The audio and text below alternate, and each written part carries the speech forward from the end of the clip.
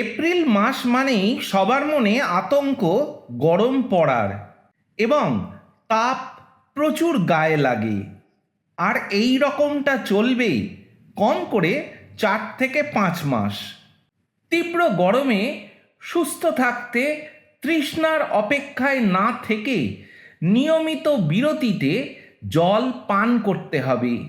তরল পানীয় যেমন ডাবের জল, স্যালাইন জল বা ওআরএস জল পান করতে হবে এবং লেবু, তরমুজ, শসা ও জলীয় প্রকারের ফল খেতে হবে।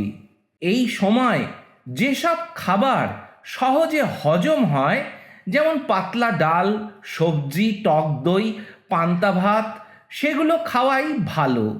এই সময় খুব চেপে না খেয়ে পরিমিত আহার করা শ্রেয়।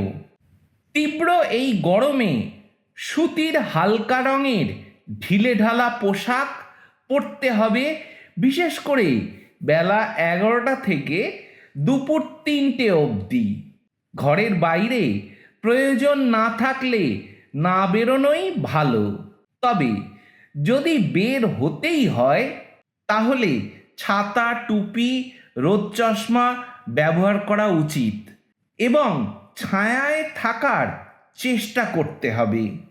দিনের বেলা ঘরের জানলার পর্দা টেনে রাখতে হবে। শরীর ঠান্ডা রাখতে নিয়মিত স্নান করতে হবে এবং প্রয়োজন বুঝলে দিনে 3 থেকে 4বারও স্নান করা যায়। আমরা এইগুলো যদি মেনে চলতে পারি তাহলে শরীরে গরম লাগলেও তা খুব অস্বস্তি বা ক্ষতি আমাদের করতে পারবে না।